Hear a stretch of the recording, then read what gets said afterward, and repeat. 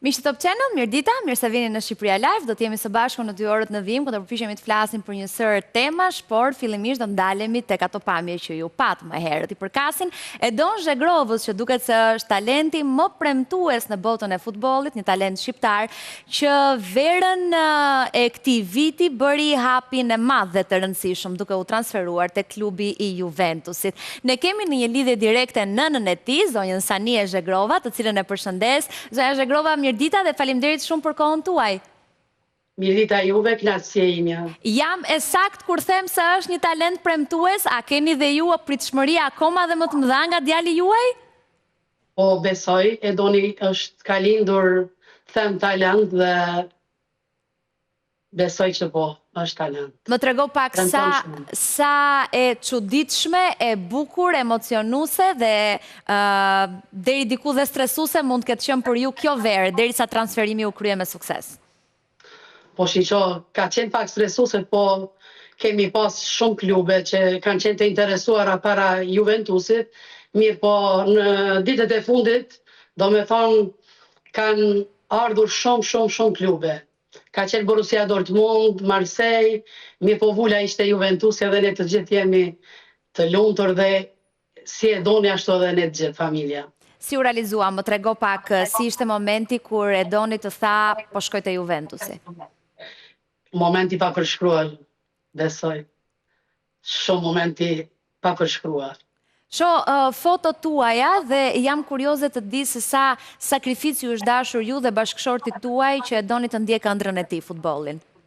Po shiqona e doni prej kur ka qenë i vogël, çdo herë do me thonë me bashkëshortin tim Lulzimin i kemi qëndruar afër, si në lojë, si në stërvitje, gjithmonë do me thonë rrimet, edhe tash është bërë transferi këtu në Torino në Itali, ne jemi transferuar e gjithë familja edhe pse të gjithë bazën e kemi në Belgjik atje.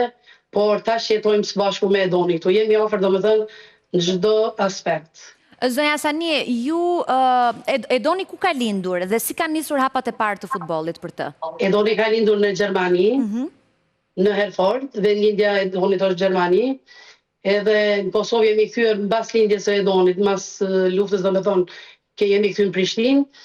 Edhe Edoni ka qenë vetëm 2 vite kur është kthyer në Prishtinë.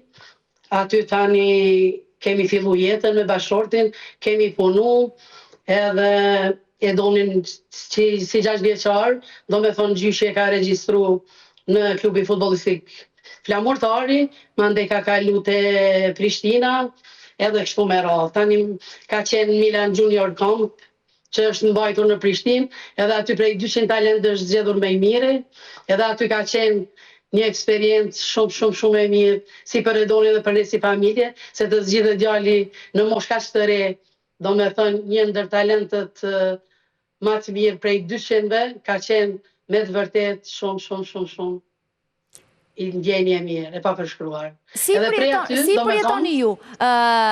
Po, përfundoj, të lutem, se dua pastaj të të pyes pak se si është për ju të jeni në stadium, po më thuaj.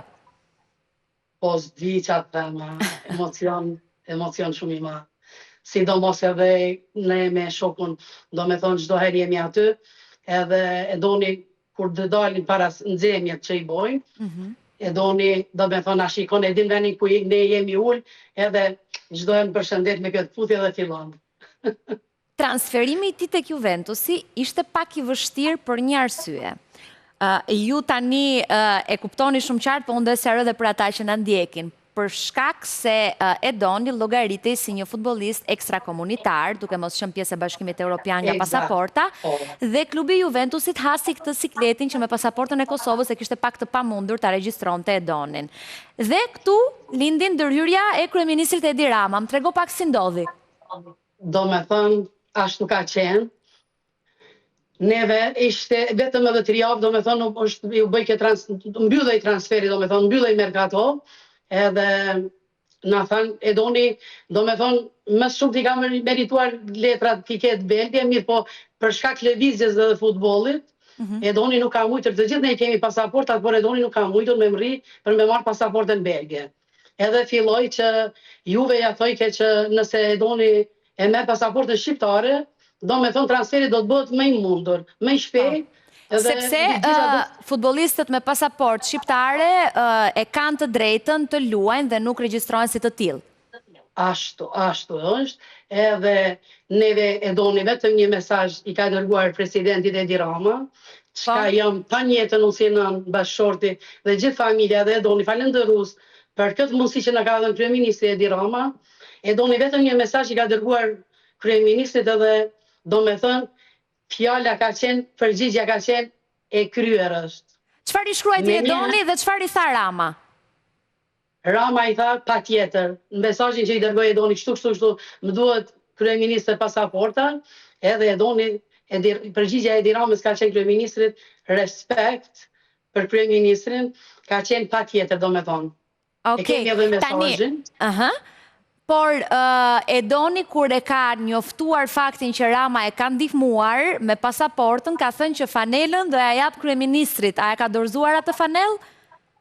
Me sa jam ndjeni, lojën e parë Edoni që ka deputuar, ka qenë vllau i kryeministrit dhe Edoni me njëherë ja ka dërgu fanellën. Ju e keni parë publikimin e kryeministrit Rama për Edonin që sa fluturo Shqipe? Kemi parë, jemi falenderues te mase Edi Ramës, do me thonë shtetit shqiptar për përkrajen, për gjitha minjose, pa fund. Sa ju vonoi procedura pasaportës? Pasi folët me kryeministrin Rama, ju kontaktoi dikush tjetër pastaj? Me njëherë, mbasi ka folur Edoni me kryeministrin Edi Rama, do me thonë e kanë tirë bashkëshortin tim Lulzimin, me njëherë, do me thonë Ministria e Mbrendshme në Shqipëri aty, edhe me njëherë kemi udhëtuar me shokun drejt Tiranës, aty na kanë pritë shumë mirë, vajzat, ka qenë edhe një, më falë emri nuk më kujtohet, që na ka pritur shumë mirë, edhe kanë fillu procedura, do me thonë, pa tjetër. Edhe kur më ka pyetur ai për koincident, kur më ka pyetur, do me thënë, personi që e kishë udhëzuar kryeministri. Që t'ju ndihmonte. Po përsa ju duhet juve pasaporta, unë e thash po me 30 në vyllë, do me thonë. Në 30 që ta sqarojmë mbyllet merkatoja dhe nuk ishte më mundësi transferimi. Edhe nuk u bën të transferi. Sa ishte data kur bët ju këtë komunikimin? Data? Sa ishte data? Sa kohë kishit për ta marrë pasaportën? Kishim dikon 15 ditë. Okej. Dhe çfarë ndodhi? Edhe që ndodhi, edhe po pyeta i thash, për sa ju duhet juve pasaporta, na i tham për, adin, 2 javë. Edhe po më vone, si non, po thash edhe 2 javë mbyllët, apëtin, po ne ta do i thejme 2 ditë, edhe na kanë pitë, them shumë mirë, faleminderit shumë kryeministrit Edi Rama, shtetit shqiptar. E di çfarë ju ka ndihmuar ju, zonja Sanie, për këtë pasaportën? Ju ka ndihmuar, e di çfarë ju ka ndihmuar? Fakti që kryeministri Edi Rama është tifoz me Juventusin. Eksakt. Edhe e kemi marrë vesh. E keni kuptuar, ja u ka thënë? Po e kemi kuptuar, edhe mbasi, do me thonë, mbasi e mori Edoni pasaportën shqiptare, ka kontaktuar prapë me kryeministrin Edi Rama, edhe i ka thënë faleminderit, edhe s'di qysh me t'u falenderu, do me thonë kryeministri ka thënë, asgjë s'dua, çuni vetëm fanelen e Juves. Mirë.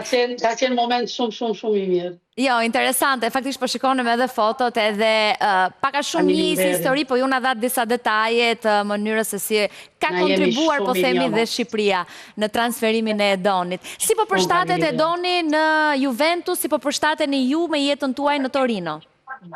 Edoni është 8 mase i lumtur, do me thonë transferimi është prit fantastik, s'kam koment, neve jemi pritur shumë mirë edhe ne si familje, mbrena 7 dite, do me thonë, jemi vendosur, Edoni ka marrë një vila këtu në Torino, është bukur, një ambient i bukur, jeta shumë e mirë, me rëndësi Edoni është i lumtur edhe vazhdojmë tutje.